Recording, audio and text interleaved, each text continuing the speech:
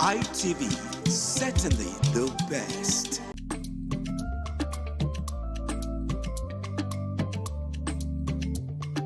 The man went out to bring in thugs to come and beat her. Yeah. In a situation like that, do you think women would have seen that and still want to speak? Really, we're talking That's about. what I said. So that's- when they bullied her, Yeah. if she's not bold enough, she will shut up. What is your advice for girls out there that are so desperate to be married? We women, we have to be really intentional about our parenting. If you know a child is being abused, or you see signs, a bruise or a child, it has to be investigated. People barely even breathe when they are going for a shrebi and something. Party. You have to be They can't smart. sit If down. you see where they are dressing them up and dragging on both sides, you cannot. You cannot breathe. Oh, And wow. these women will stay in those events for hours just to keep up with that beauty trend. Is that healthy? That's not healthy. I am Patricia Uremu Gabriels, and we're reaching you live from our Lagos Network studio. Of course, Women in Conversation is a program designed for women to discuss about themselves.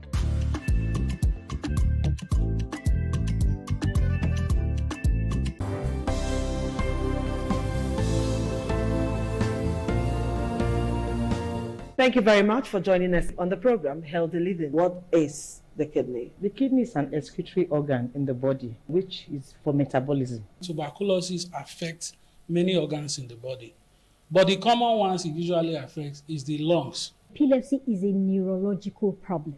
Okay. It is an injury. Certainly the best.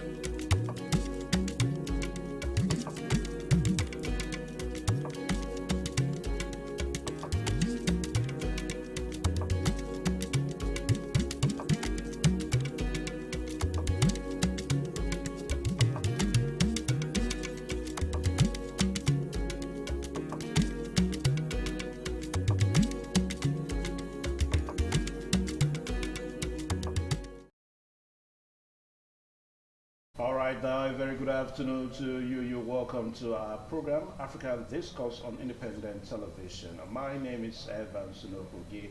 Well, today we are going to be following what happened yesterday in the State House in Abuja, whereby heads of state, heads of authority of African states met in Abuja to discuss one of the ways forward for ECOWAS. And it was the 68th edition of the ordinary session of the ECOWAS summit, and we're going to be talking along that line today and also look at issues that have been bedeviling the bloc. Talking about the need for the bloc to keep a regional stability together. And of course, when we look at what has happened recently, you know, most especially the coup issues that have taken, you know, I don't want to say taking a swipe, you know, among the West African states, but with what happened recently in Guinea-Bissau, and of course the one that you know, also happened some few weeks ago, about 2 weeks ago now to be precise, talking about the one that happened in Benin Republic, whereby the coup was fought. So the big question that we ask is, can ECOWAS as a bloc still guarantee regional stability? That's what we're going to be talking about today on the program African Discourse. And we're so privileged to have somebody that has traveled far and wide. And of course, when it comes to international politics, he knows his onions. We are talking about Don Etinsa Igebo. So welcome to the program African Discourse. Good afternoon. Good afternoon, viewers. Okay. All right, so some of the information that we are following is that the 68th ordinary session of ECOWAS Authority of Heads of State and Government began at the State House Conference Center in Abuja on Sunday. And we understand that the summit featured a special debate on the future of the community alongside discussions on regional priorities, including political stability, security cooperation, and economic integration. And we also understand that the regional leaders arrived in Nigeria, and you know, the session was held, which was being chaired by the President of Sierra Leone and the ECOWAS Authority Chairman Julius Maada Bio. And according to a statement on Bio's X handle, the ECOWAS Chairman arrived in Abuja on Saturday, and so many other issues were discussed. And according also to, you know, he wrote on his X handle that he arrived in Abuja to preside over an ordinary session of ECOWAS Authority Heads of States and Government.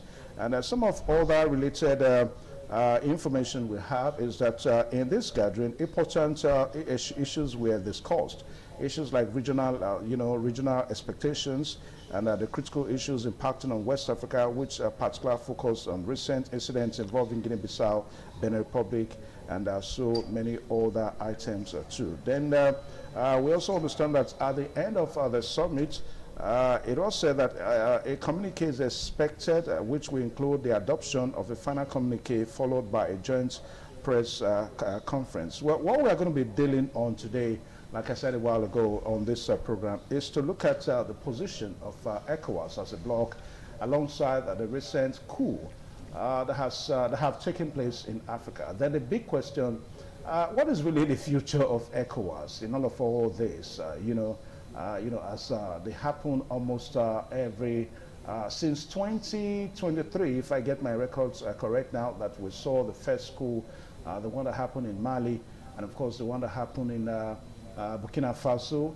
It also happened in Guinea-Bissau, attempted in Guinea-Bissau, and also the one that was also attempted but was foiled in Benin Republic. So what does it tell us for the ECOWAS? Is ECOWAS really able to handle issues of stability in West Africa? That's a very big question that analysts are still discussing. All right, so our guest today, Mr. Don Ege, but like what we are looking at the whole scenario of the recent coup here and there, in West Africa, and we have a bloc that is supposed to unite these countries together economically, and also it spreads into security, stabilization, unification, and all that. So what do you think is happening? Do you see ECOWAS as a bloc that is really being able to guarantee this regional, security and stability in West Africa?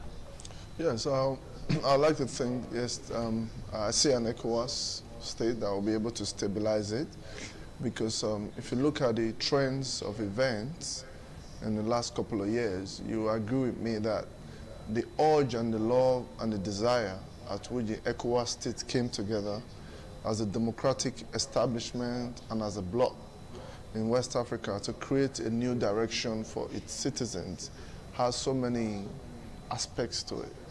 Aspects in the sense that people were committed to democracy for so many years. Some of these states or countries that have been taken over by the military had people residing there who, openly supported the idea of democratic rule. But over time, because of the ill will or the lack of ability or the will of the people in government under the democratic rule, most especially in some countries, to provide the dividends of democracy, it now creates some kind of uprising as to why people resent the center and feel tactically comfortable with things you ordinarily shouldn't be comfortable with, like a military coup. And there's another aspect to the idea of the military formation and the aspect of stabilization in terms of security, because every democratic government you form, you certainly need the military backing to make it sustainable.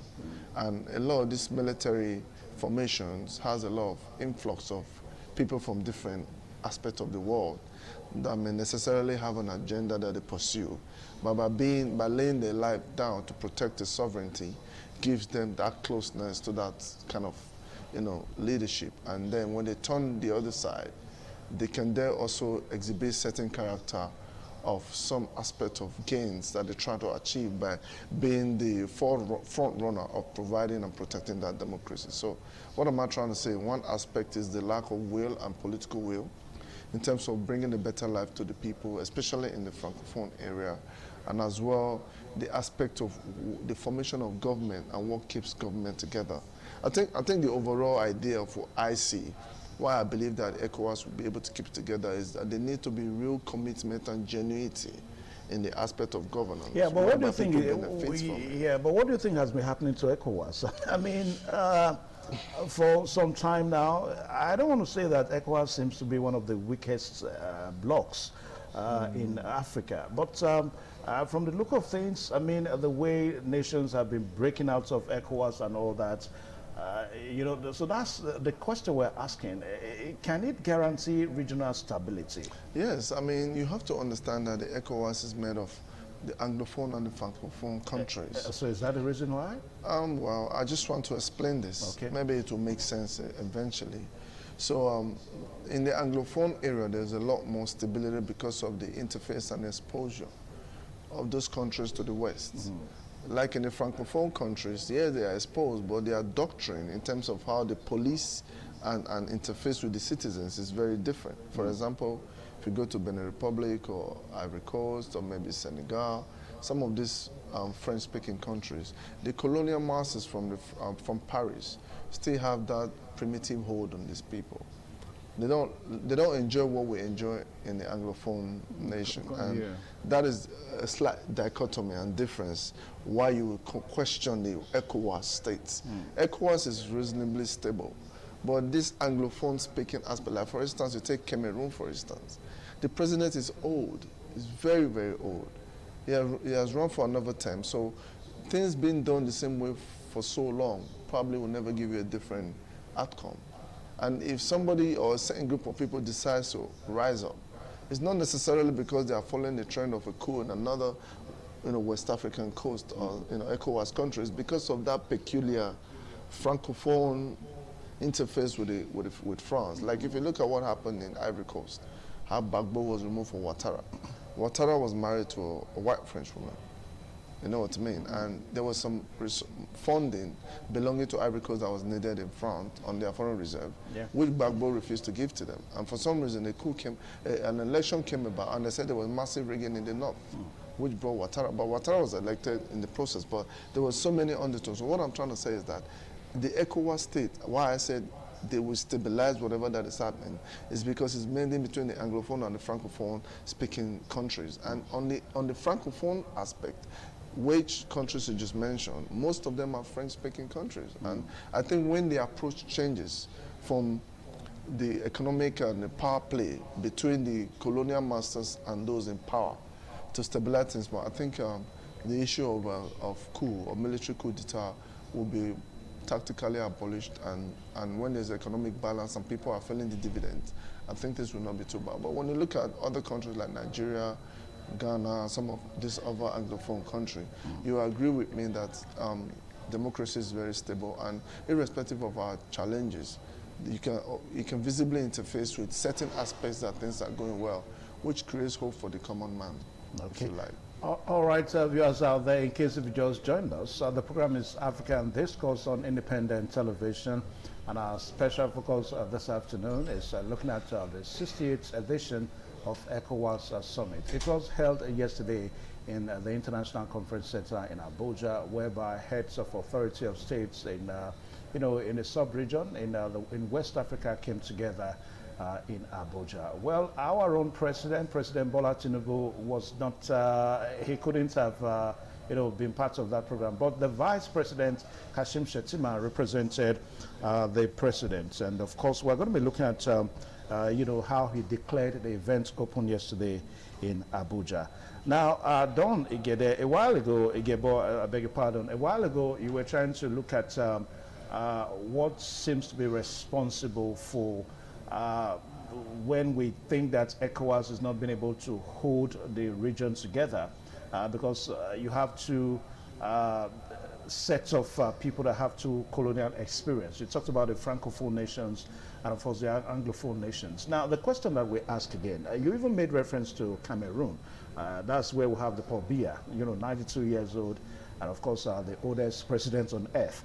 Now the question that we ask, is ECOWAS aware of these issues that may pull member nations apart in terms of stability, like the idea of having a Paul Biya to run for another tenure? I mean, ECOWAS ought to have, maybe sent some signal to him before he even contested that election that, hey, this kind of tendency is not going to good. I mean, bearing in mind that when Cameroon is not stable, then of course it may snowball to other member states of the bloc. I hope you understand the question. Yes, so I is do. ECOWAS aware of tendencies that some heads of state bring into governance that may even threaten the bloc, as it were? You see, that is why, of course they are aware. That is why you see when some of these coups took place, it was difficult for ECOWAS to get involved because of certain elements that can become a collateral damage in the process. For example, the innocent people that may be caught in the crossfire, the people you commit or the military you commit from ECOWAS that could possibly lose their lives over something they know has been in existence that they could have corrected by being magnanimous in their approach and the way they handle governance, and in that note, they have limitations in the West African states. Even if we as a people, whatever keeps an ECOWAS state together or as a bloc, is the military formation. For instance, you take the unawareness, or rather the awareness of stopping the president of Cameroon not to run. They may be willing to say that, but the power that be, which is France, that has influence over who governs Cameroon, are the ones who should do or know better. Because, yes, I would say that because we're still a third world country that is still trying to find our footing because of the certain elements and hold at which certain people or establishment or countries run in the background to achieve economic benefits through mineral deposits, oil and gas, human infrastructure, or whatever. But at the same time, they have a face of that country. Yeah. You can have a Paul Biya, but whatever makes Paul Biya remains in power, which the ECOWAS state may not necessarily be bold enough to come up. Could be things that affects a superpower and what may have played out in the instance of maybe Gaddafi in Libya or Saddam Hussein in Iraq, whereby certain elements in the West wants that particular man to remain as president, and the ECOWAS state cannot boldly come out and say, we don't want that otherwise, because of the intricacies and bilateral relationship that respects sovereignty of those nations, irrespective of the wrongs that Yeah, is but what happening about there. when it threatens the stability of, you know, Yeah, of such? I mean, if it threatens the stability, things Yeah. like this starts to happen. For instance, there is no coup that would take place in a country that doesn't have a foreign alignment with them. So they are almost pretty much in charge. But it is now... So you mean the recent coup, the recent coups, those attempts, they have foreign... yeah, obviously. Even the one that happened in Benin Republic 2 weeks ago, well, a week ago. The one that happens in Benin Republic, there are different building blocks and elements to interest that I was trying to tell you. There could be the interest of the West should know better, but then maybe Africans should look inwards and say, well, we know they have influence over us, but I think we should govern these people right. I think we should give them good governance, make the economy better, make people live better in a certain way. That is within their interest to fix, which Africans are not fixing. And that is the reasons why they always have the opportunity to shut them down when there is a coup and the people are not on their side. But at the same time, when you look at some other aspect of the interest holistically, there are elements who are nomadic in nature, who may have in the last 4, 5, maybe several centuries ago, decades ago, came into these countries, worked their way through the system, and become people who hold on to power. Whereas their own number one idea is more like somebody who came to occupy a people, not necessarily the people in this country being those ones in those lines of challenges. Like if you put your life on the line, I'll give an instance. If you live in the Western countries like America, Germany, England, or France, or any of these countries, if you're a foreign national and it decides to join the army, you're willing to lay your life down for that country, automatically you're integrated more into the system. Because they believe that you have love for that country, that is why you can die for that country. So automatically you can become a citizen of that country after like a year or 2 or 3.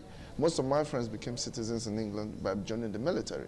So when the influx came from the days of the Usman Dan Fodio and the formations of democracy from the colonial rule, which they also have an interface on who governs a particular country, there were so many elements who joined the military and other paramilitary forces that has now consolidated power and wealth, which can put off their khaki and becomes a president, democratic president. The interest still remains along those lines. So if there is a shake-up on changing a particular lineage of people who has come to occupy, like the Americans went to in America and they overcome the Red Indians. The Americans have remained in power, while the Red Indians are now like an ethnic minority within America. Yeah. So if they see that that block of their interest is challenged, the only way to hold control or have control is to quickly overthrow the government, who they feel is drifting away, supported by the same Western countries, who is benefiting so much from this country, why the people in power cannot give the necessary dividends to the people by act of maybe being greedy, or not knowing exactly what to do, or not knowing when to quit, and at the end of the day, they remain in power. In the case of Paul Biya of Cameroon, I don't understand why a 90-something-year-old man should be in power when the French president, who is currently the president, came at a very young age. So these things is confusing. It is difficult to explain it and for us to quickly understand what is happening, because everybody's protecting their interest. Okay. The French are protecting their interest, which is the Western world. Those that came in that they use as a tool to take over power, who has established and now enjoying luxury, also protecting their interest. The indigenous, when they are waking up, sometimes there could be a coup attempt just to keep that power block along those lines of those they feel they can use to constantly milk African states. So there are many dichotomies to it. Beautiful. All right, so the program is still Africa and This, comes on your television, independent television, and we are looking at the 68th edition of ECOWAS Summit, the one that happened yesterday in Abuja. And we're also asking the question, can ECOWAS as a bloc now, can it guarantee regional stability in the sub-region? I mean, looking at the gamut of, you know, military coup here and there, and of course, issues around insecurity and all that. Now, Mr. Igebo, while the Vice President Kashim Shettima was declaring the event open yesterday, he made a reference, he made a strong case for mutual respect among member states now of the bloc.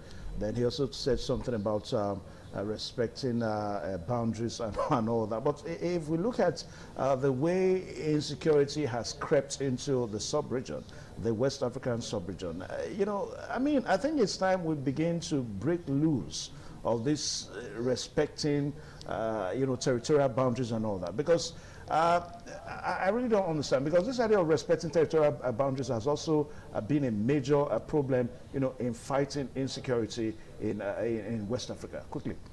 Well, the question you asked is a very strategic question that I cannot personally believe that I will be able to tell you 100% what I felt the Vice President of Nigeria, Kashim Shettima, His Excellency meant. But to me, so many thoughts will run through my mind as to why he will talk about respecting territories.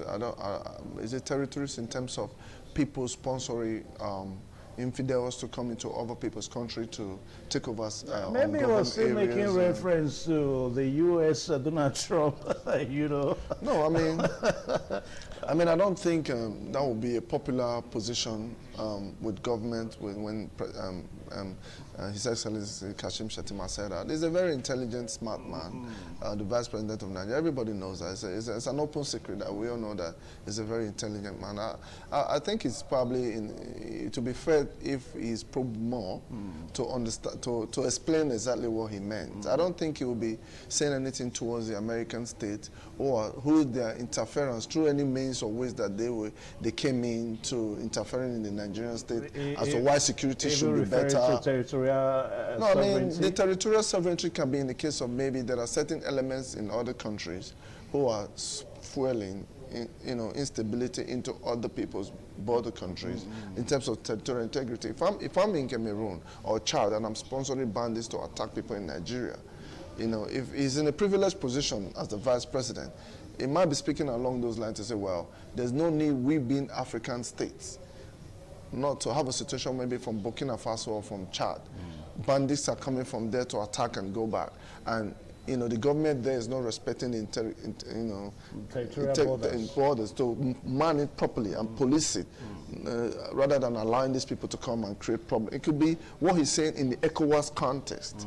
That is what I believe he's saying. I don't think, or would never want to believe that he's saying that maybe the American involvement in Nigeria as to what has given a kind of an open path to prosperity from having Christopher Musa, who was the Chief of Defense Staff, who's shown what a general truly should be like, and the feedbacks that we are getting from Kaduna and all these other bandits-prone area and insecurity area. Don't you think that's too early? No, I mean, let me tell you this. When he became the Chief of Army Staff, or Defense Staff, he did a fantastic job. That many places that people couldn't go in Kaduna and some of these other areas, the insecurity thing started shrinking. But he was also retired then. I mean, no, it was not. It was the Chief of Defense Staff. I know. And before he retired, he was Chief of Defense Staff for more than a year. Yeah. within the time he was there, you can see a significant difference. Yeah, but some people, as to what, at the risk of not trying did. to divert from, well, in the meantime, let's quickly take a short break now.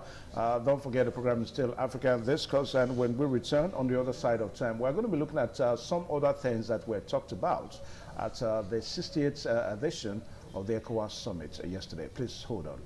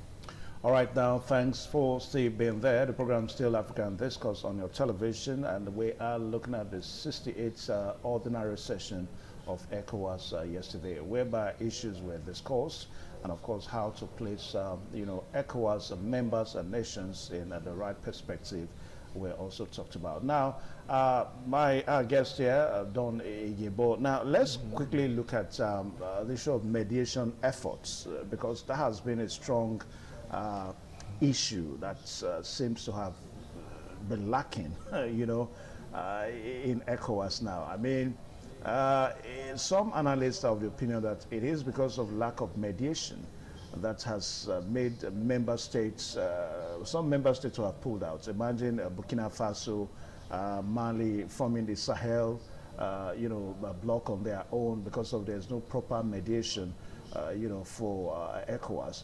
Now, as it stands now, ECOWAS has a redoubled effort that from henceforth, particularly with what recent happenings, the Guinea-Bissau coup, the Benin Republic coup and all that from henceforth, mediation efforts is going to be heightened. Now, what difference do you think they're going to be bringing on board now? See, before I respond to that question and answer what you said, we were having a conversation prior to that on the issues of territorial integrity. And what I was making the point is the break came on board. You see, territorial integrity are driven by people who are willing to do what is right. There's been so much infractions in our governance system in different countries whereby certain elements and people are allowed to exist and create problems. Let me put it that way. When I made reference to the then Chief of Defense Staff, Christopher Musa, who is now Minister of Defense, it is because as a general, he was willing to do the needful. And for the time he was there as the Nigerian Defense Chief, there was a massive improvement in security. So that is the sort of, yeah, there was. Well, let us be careful. Because let me say this to you. I don't want to digress. Just a minute. Because I remember... Just a minute. Yes. Just a minute. You see, I'm not speaking because I'm partisan. No.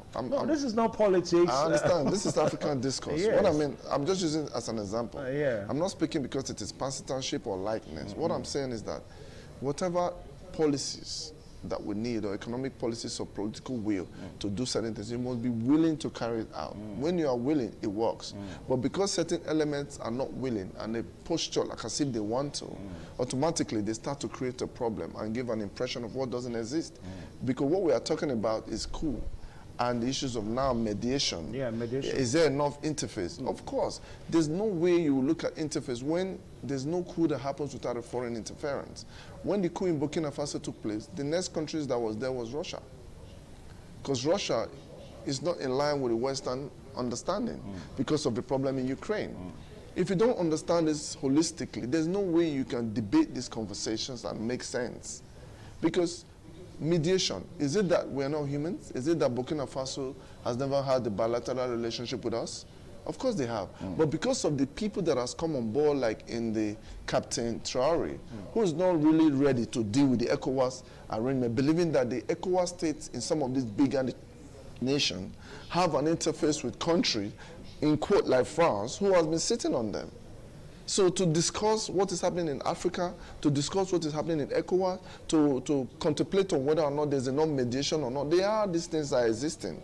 The mediation is there. It is the feeling of the people in those states, like Traore, for instance, in Burkina Faso said, we're not getting the dividends of what we're giving out.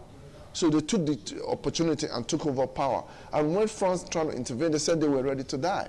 So what I'm trying to say to you is that all these things have so many containments to it. And unfortunately, we've been dealing with each other and like brothers or business partners or foreign interface for so long with trust, but that trust was betrayed and the people are suffering and people take up arms as a way of fixing certain things. Now, the reason why sorry to interrupt you, the reason why I brought up the issue of mediation, because if you look at what is going on in Guinea-Bissau, I mean, it looks as if that ECOWAS is still trying to, I mean, okay, ECOWAS said that that coup was staged.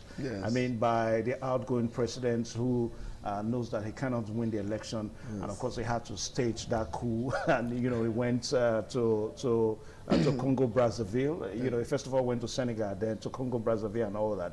Now, ECOWAS is still of the opinion that that coup was staged. ECOWAS is still not been able to mediate in the issue to ensure that, okay, Guinea-Bissau is returned back to democratic rule. So, and of course, immediately after that, the one of our next door neighbor here, Benin Republic, almost happened too. So that's the reason why it looks as if that ECOWAS, you know, is not being able to mediate among members states. It's not that they're not being able to mediate. I think this very prima facie and very important questions you're asking now as to the challenge with ECOWAS and mediation has gone back to justify the things that I was talking about. Why would the president, in quote, I heard former President Goodluck Jonathan explaining what happened because he was there. That there was literally no coup.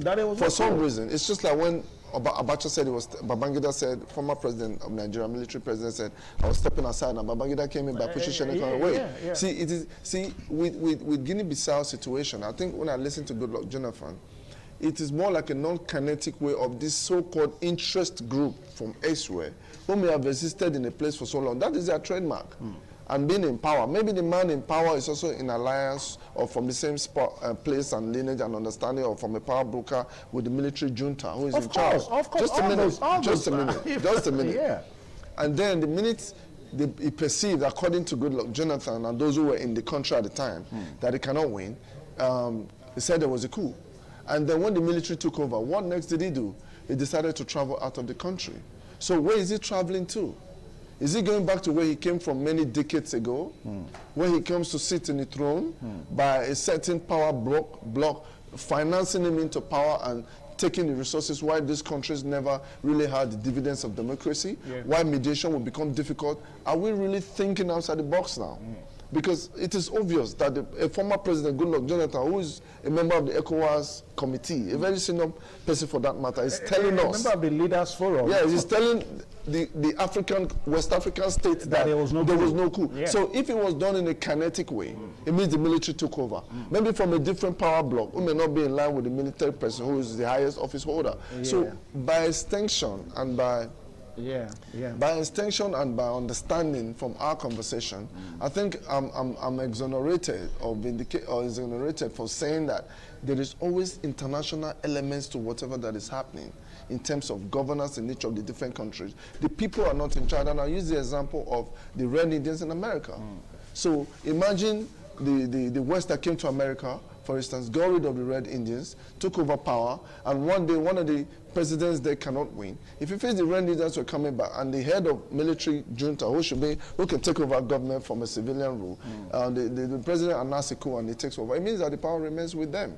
Okay. So the military guy there and the so-called coup they talked about in that aspect, it carries a completely different understanding. Then coming back to Benin Republic, you know, I think Nigerians showed strength.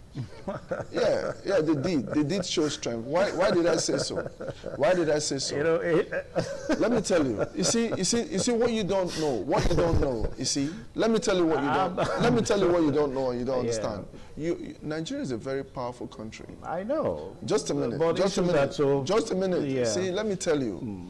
If we are sitting and living in this place for 1 month, and there's calm over 29 days. Yeah. The 1 hour or 1 day that there will be an unrest, that day becomes what overshadows all the good other days that things had existed. Don't forget Nigeria liberated Liberia. We know. Just a minute, bro. I mean, just a minute, bro. Nigeria liberated Sierra Leone. My uncle was in those wars. Nigerian army is so powerful that the issues of the Nigerian state and what is happening here is what is being faced from inside out now. It is more like a deliberate action. That is why I referenced Christopher Musa, who is a military general that has shown capacity. Because I spoke to people on ground in those troublesome terrorist area where people get killed all the time. Sometimes they even hide them. But at the end of the day, this government has taken on these people and it is coming down. So if I say that Nigeria acted swiftly with Benin Republic, believe me, the Nigerian intervention would have been one of the reasons because they called for help.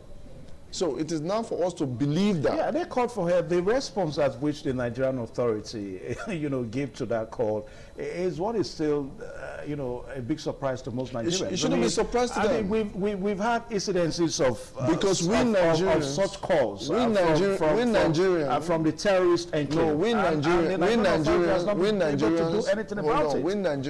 will undermine our military. We Nigerians will undermine our police. We Nigerians will undermine our Air Force. They put their life on the line. They do a lot of good work. By the time they do good work, they don't propagate it. Hold on, bro. You're living here. Are you not in Nigeria? Calls at home? Bro, you're in Nigeria. Yeah. But you can move around now. If there are areas and remote areas and there's a bandits attack and then they decide to put it online, people help them to propagate it and look and see if this thing that is happening is just what is dominant in the state. Now there are places that you cannot go to in this country. Bro, let me tell you, if you don't understand how big Nigeria is, there are areas that is not governed. The country is so big. It's not governed? There are areas in Nigeria that are not governed. Go to Kissinger. Within the territory of Nigeria? In Nigeria, there are areas we don't have the capacity. You cannot say so that areas that are not governed. We have the president. Are you saying that? You don't understand what I'm saying. Yeah. There are areas in the country because it's so big there are terrains that is not easy to access.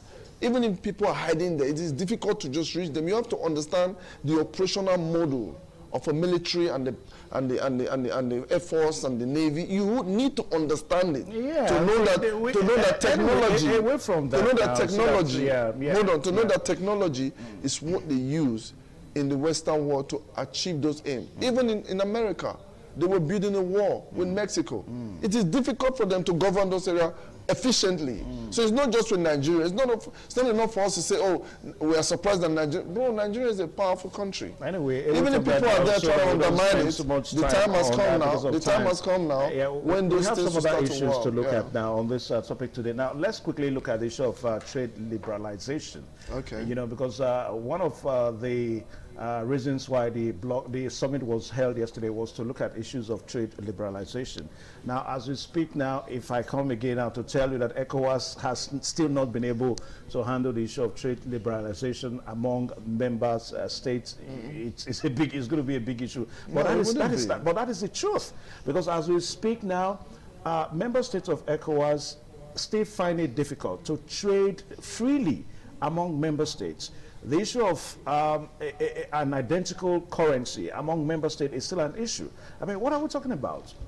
Well, I think we can't keep going on in the same circle. I think we've actually mentioned one of the key reasons why it is that way. Just because we call ourselves ECOWAS, there's a Francophone aspect, there's the Anglophone aspect, there are interests from the West, there are interests within, there are abilities and inabilities, there are the committed people, there are the non-committed people. Having a single currency can be blocked by, for instance, if Russia comes to the aid of Burkina Faso. Yes, they were in the ECOWAS.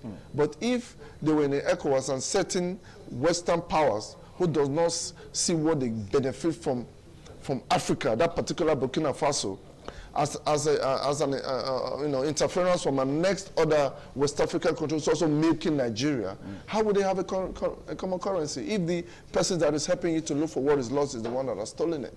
This is what we've suffered for so many years. So you cannot talk about insecurity in Nigeria. You cannot talk about the our shortfall in the West African sub-region. You cannot talk about the issue of bilateral relationship in terms of trade and common currency without looking at those factors.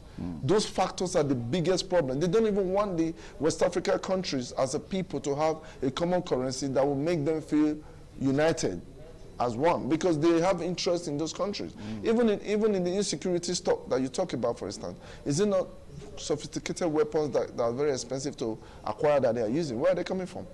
You think they cannot be traced? So I believe that over time, when the indigenous people of such land takes over the power and not interest from people financing problems from outside and people melting and pretending to be part of a nation, do not rose to power quickly, because that's their forte, to hold on to power and pretend to be one of you. It will be difficult to have certain of these things work together. I'll give you an instance. In the Western Bloc, from the US to Germany to France to Spain to Holland to England to Italy, most of these countries are all people of the same lineage.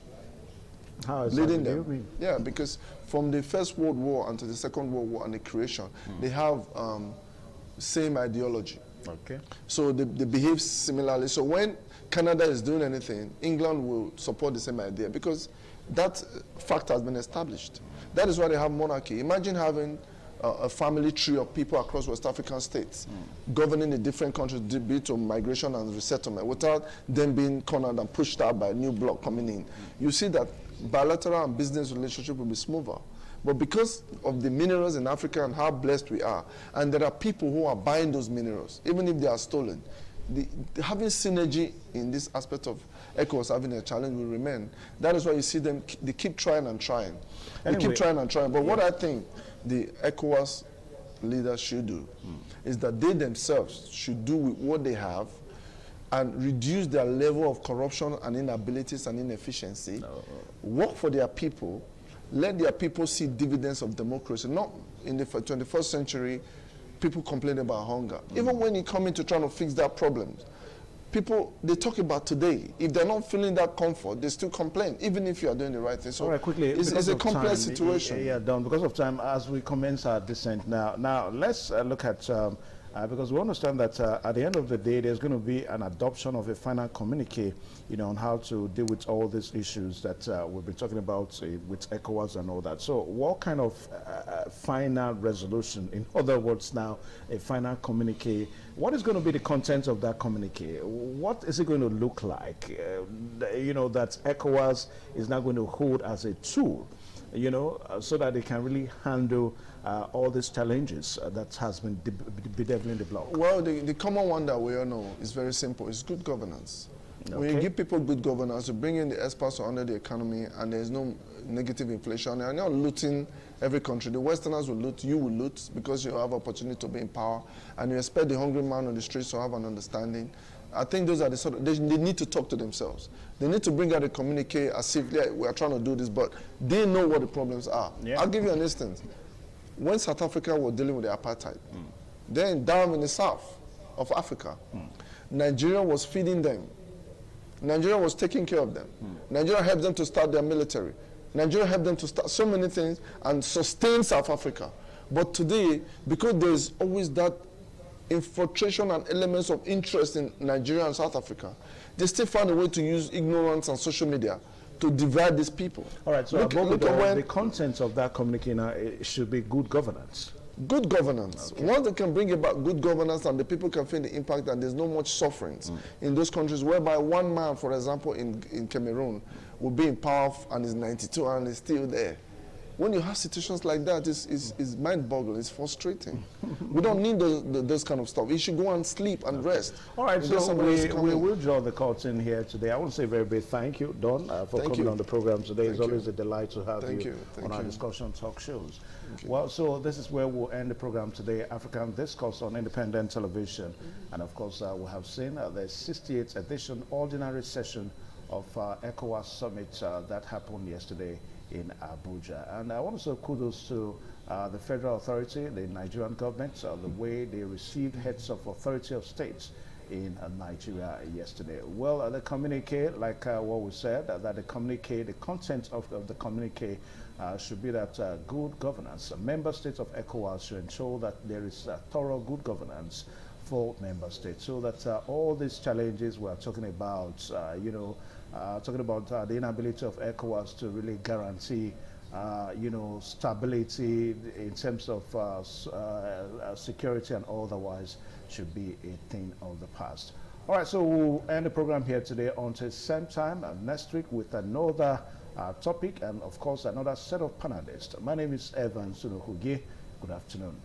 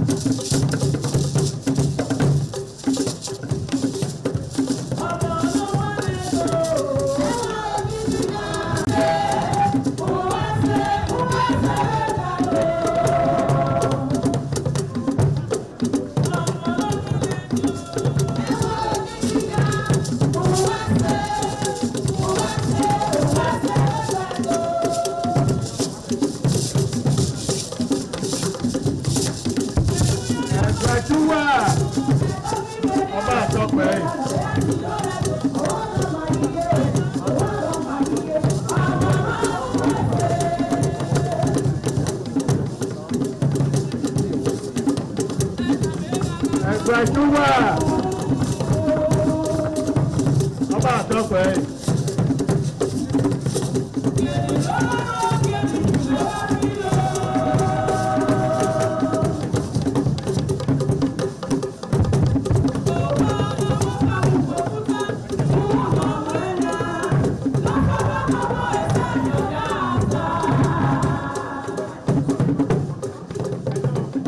Ẹgbẹ́júwà. Ọba àtọ́pẹ́.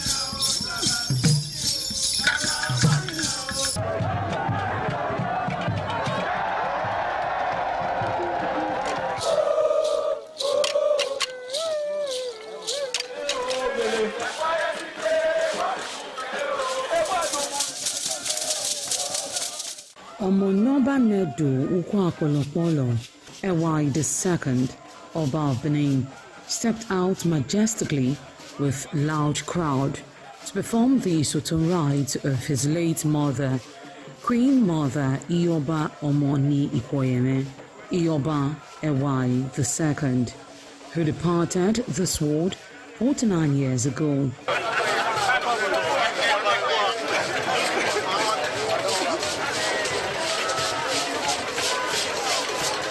Isoton is a traditional rite of the procession in memory of the departed person's spirit in Benin Kingdom. It is usually heralded by public display of the departed person's influence during their sojourn on earth. The display of a human effigy symbolizing the departed royal matriarch was preceded by the Oba of Benin, who led the procession from his palace to the Immortal Shrine at King Square in Benin City, where he offered prayers for the repose of the soul of the Queen Mother, Ioba Ewai II.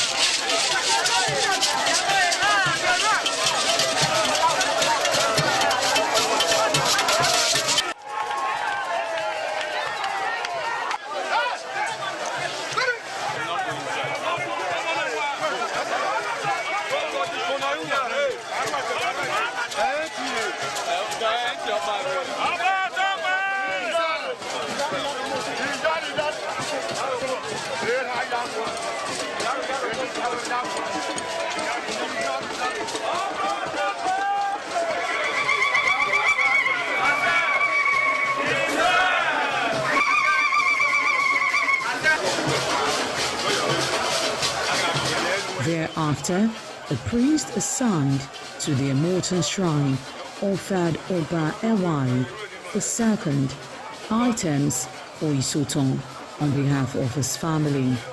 However, Chok, known as Uri, were presented amidst cheer from royal fans after ancestral spirits were invoked to bear witness and announce his arrival.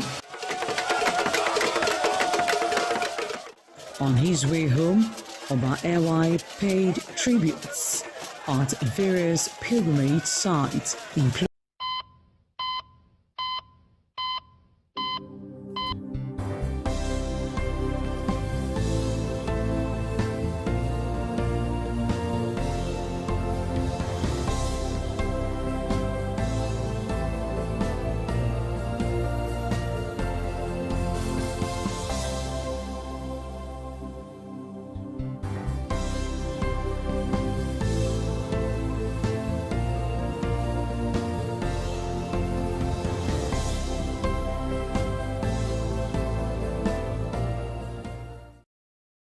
everyone. Thank you for joining us today on the program Healthy Living. I'm Adesuwa Osa Oage.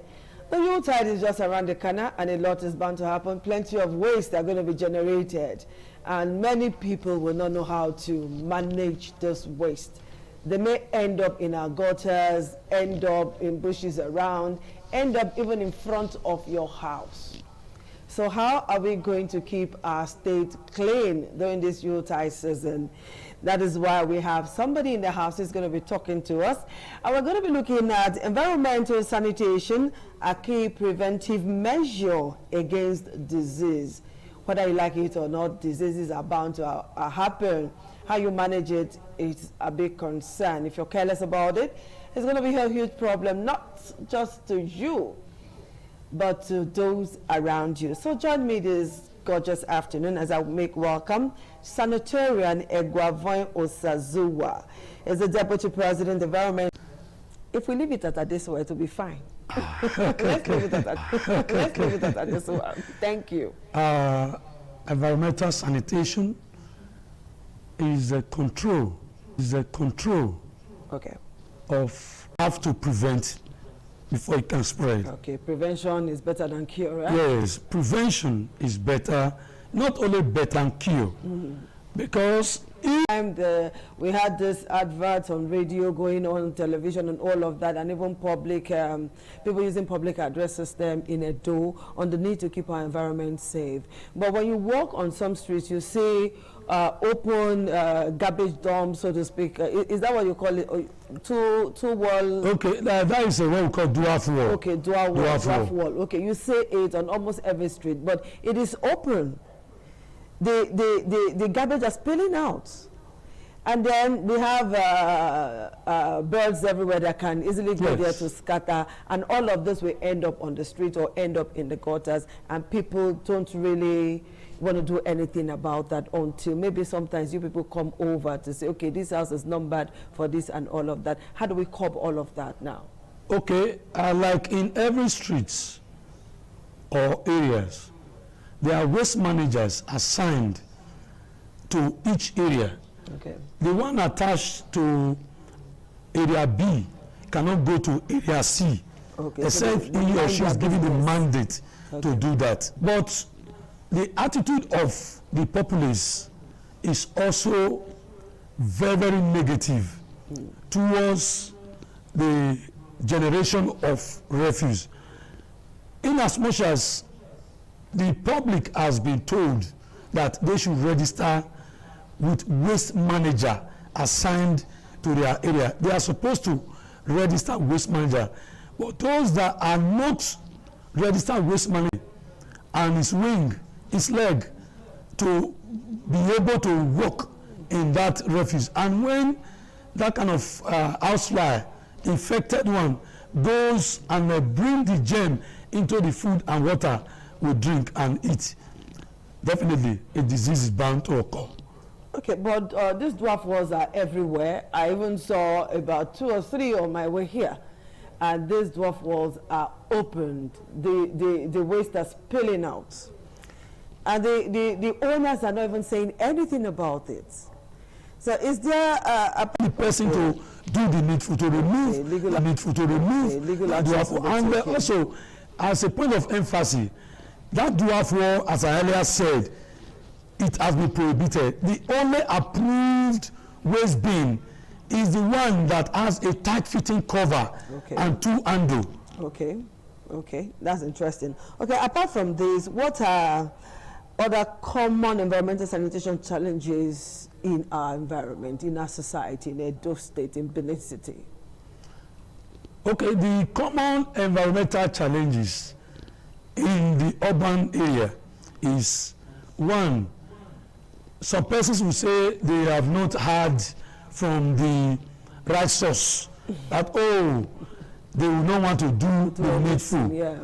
You know, like environmental health officers, they are saddled with the responsibility of conducting routine house-to-house inspection in the surrounding, in any area that has been assigned to them. But unfortunately, if I tell you, the numbers of environmental health officers in Edo State is far, far below what is supposed to be.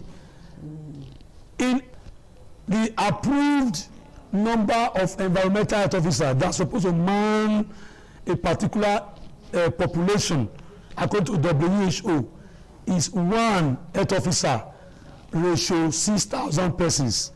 But you end up seeing just few environmental health officers going around, and of which the health officer cannot be able to cover up that particular area. So in a situation like that, is a challenge to the profession.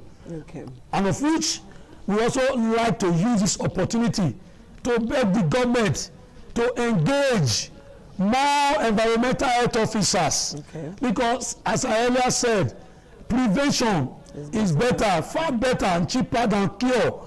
If we have, for example, we have about 40 environmental health officers in a this in a derogatory manner about we have people who go to houses. They go to check your backyard, check your so they just come, show your ID card, or some will wear uniform, and they will call them Wile Wile. Yes. You know? And it was really fun. It kept people on their toes, because once once upon a time somebody had poultry, and before you know what is happening, the Wile Wiles came, and then all the stench and all of that. I think the man had a poultry, he had a piggery too, so you can imagine the stench that was coming out on the street, and something was done fast. So I want to toe that line that if we have more health officers, I think we'll have a better say in this area. Now, let's take a very short break. When we come back, I'll come and ask you other questions. So we'll do a short break now. Stay tuned. Building in Idia Tomb, beside urban markets, where a cheerful crowd of traders abandoned their wares to catch a glimpse of the royal personage and join in the celebration.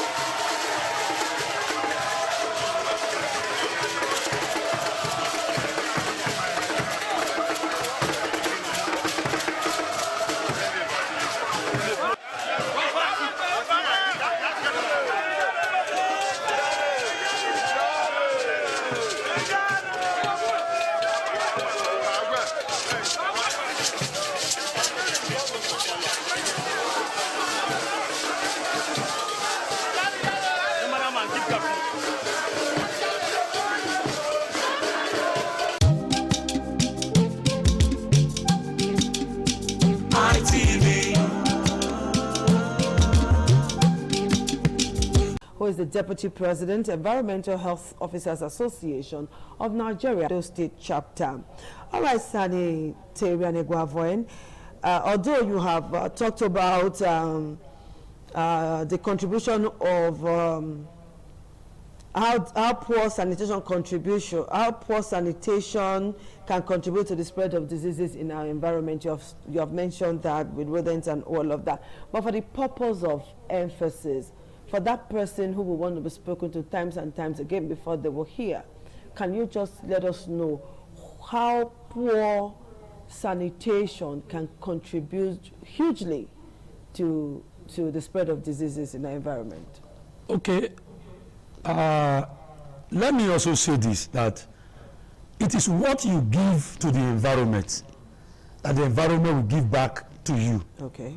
If you give the environment a clean environment, it will also give you a good health. Okay. But if you give the environment a bad or a dirty environment, it will also give you a dirty environment or bad health. That is it. You have just summoned it up nicely. Thank you. Now let's look at the issue of this. I don't know how to phrase it now. When you go to Ring Road around that Ibiwe area, I foresee an environmental disaster there someday soon, because the stench that emanates from that area can harm somebody. Do you know that most of us have to use face masks when we are walking through that area? Is that, I know that is Oredo, is not under ego, but as a sanitarian, is there something you can suggest that can make that place at least, and people walk there, they live there, they sell, you see one woman selling bole at one corner here, that's roasted, she's always there. You know, people sell buns very close to the gutters and all of that. And human beings go there to buy and eat, and even stand there to eat, stand there to talk. And sometimes I wonder, is it that these people are immune to diseases and all of this smell? Is there something that the residents of that area can do? You know, that area houses shops. Yes. Shops all over that place. They don't stay there. They just come do their business and go away. Isn't there something that can be done? Can you suggest something? Because that place is a headache. Yes, something can be done. I believe you are talking about that wastewater from I don't know where the water from their bedroom or from where they wash their hands. Definitely, the stench there. Notices have been served on the occupiers and the landlords to provide an effective soak away pit to arrest those wastewater, of which in no distant time the stench will be controlled. And if you see the area in question is a densely populated area. Honestly, and of which you see all of them, and people defecate in the open. You see bus drivers just come do their thing, and then you see some persons who just cover with wrapper, do the big one. You know, it's, I don't know how to describe it, but it's appalling. I believe that open defecation is done maybe at night, and of which is an offense to do open defecation. Anybody that is caught, the person will be prosecuted and dealt with accordingly.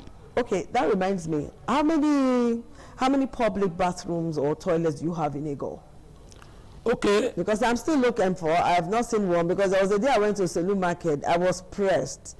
You know, I had to quickly run to an eatery, because I asked people around, is there a bathroom here or a toilet where I can ease myself? And they said, no, you go far, or you enter inside the local government. I looked at the distance between where I was and local government. Thankfully, I was driving that day. I had to drive to the nearest eatery. Yes, with special thanks to the executive chairman in the local government council. He has done very well by providing latrine. We call it latrine accommodation. Okay. Even urinal. Okay. Strategic places. Within the market. Yes, yes. Only the market. We have many latrine in all the markets in the local government, and of which, if you are pressed, you can easily go there and do the needful there. So I can really vouch for that in the go. We have public latrine. What about water? We have. Water is another important We thing. have adequate water supply in a local government council. Okay, that's interesting. Now that you have said that, now, you know, when we're talking about waste generation, homes generate a lot of waste. And in some homes, the sewer system is broken. In some homes, they connect their bathroom water to the gutter right in front of their house, even the one that comes from their toilet right there. And then in some areas, you see them release their fish poultry water, pond water, and all of that on the street. Now, what measures have you put in place to manage such incidences or behavior from residents? Yes.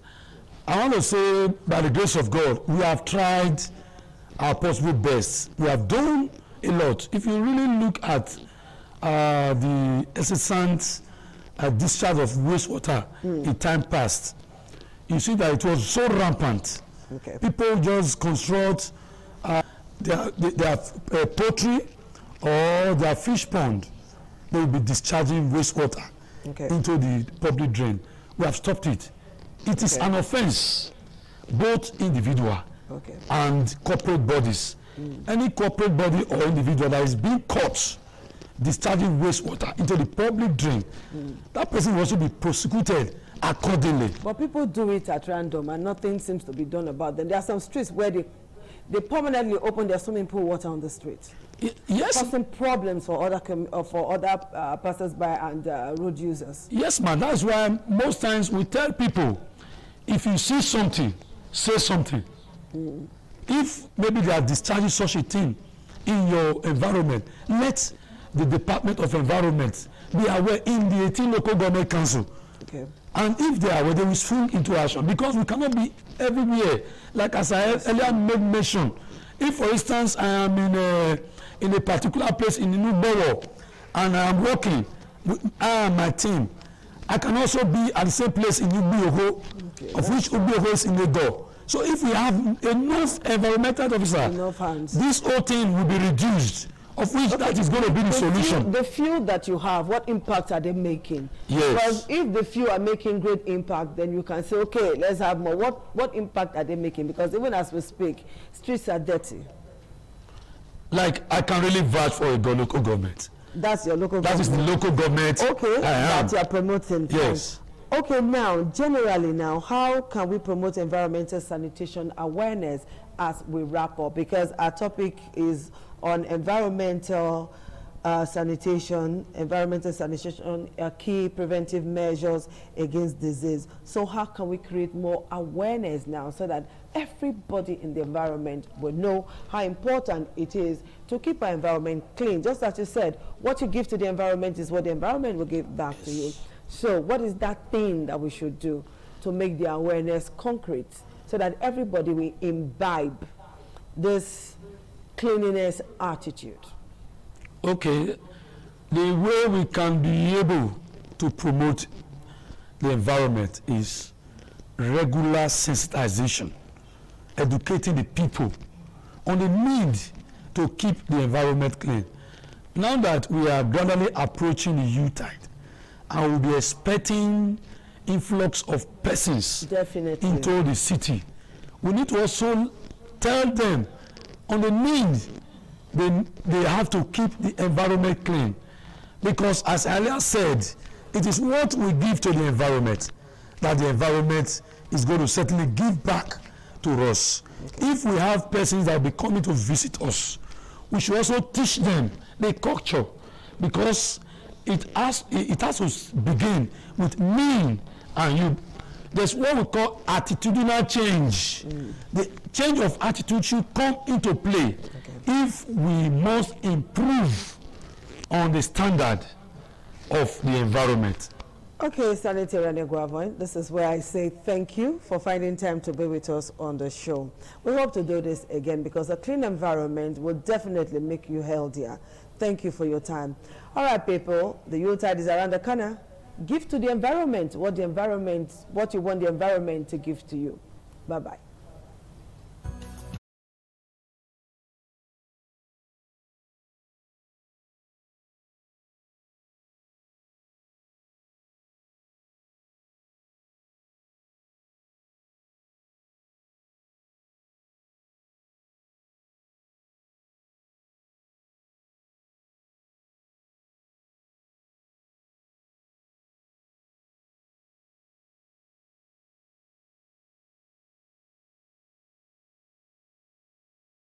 In a situation like that, do you think women would have seen that and still want to speak?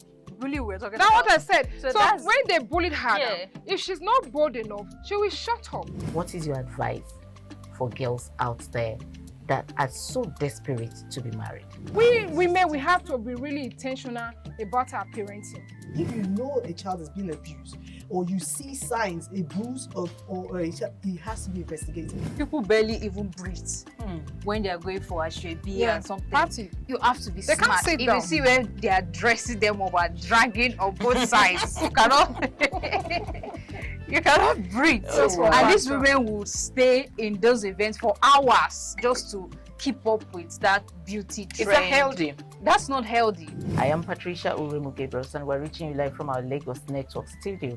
Of course, Women in Conversation is a program designed for women to discuss about themselves.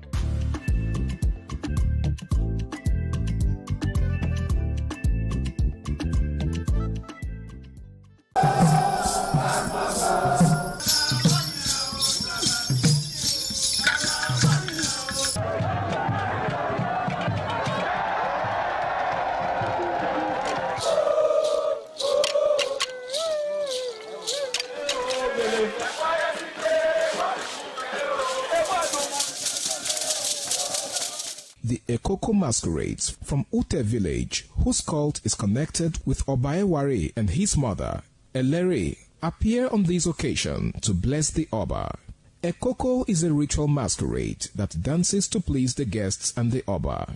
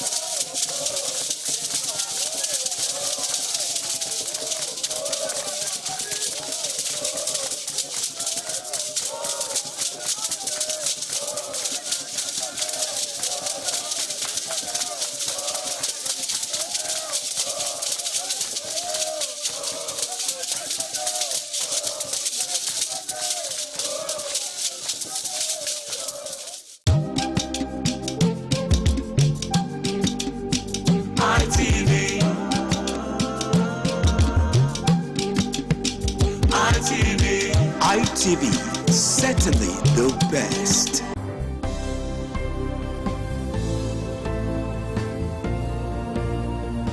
Thank you very much for joining us on the program, Healthy Living. What is the kidney? The kidney is an excretory organ in the body, which is for metabolism. Tuberculosis affects many organs in the body, but the common ones it usually affects is the lungs. Epilepsy is a neurological problem.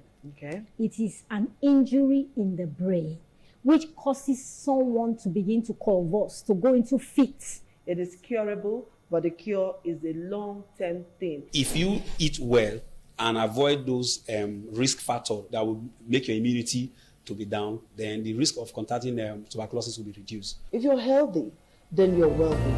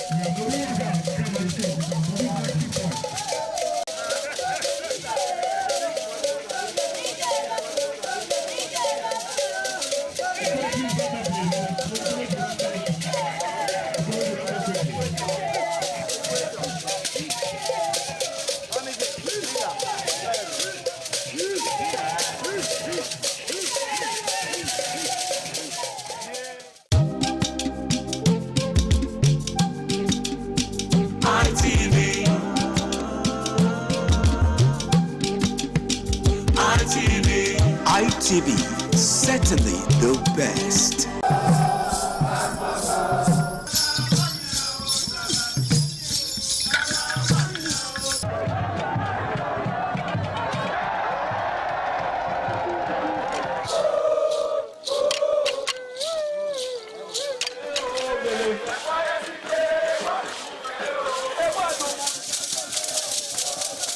The Ekoko masquerades from Ute village, whose cult is connected with Obaeware and his mother, Elere, appear on this occasion to bless the Oba. Ekoko is a ritual masquerade that dances to please the guests and the Oba.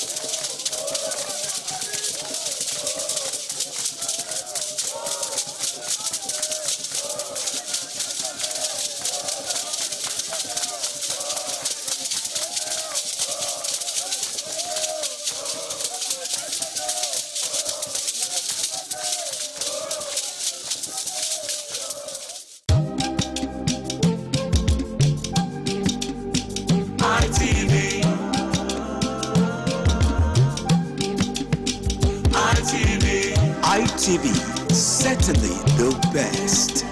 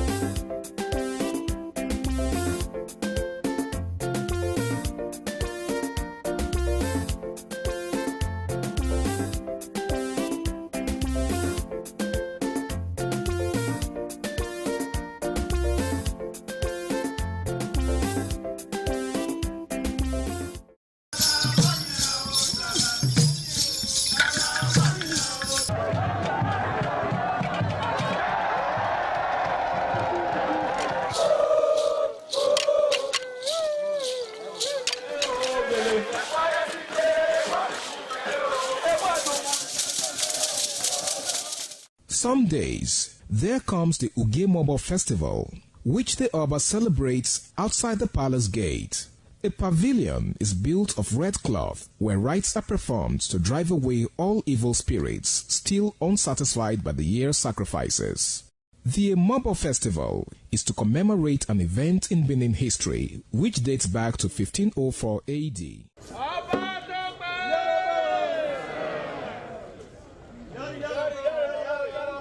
Yari yari, Oba Tope! Yari, yari, yari,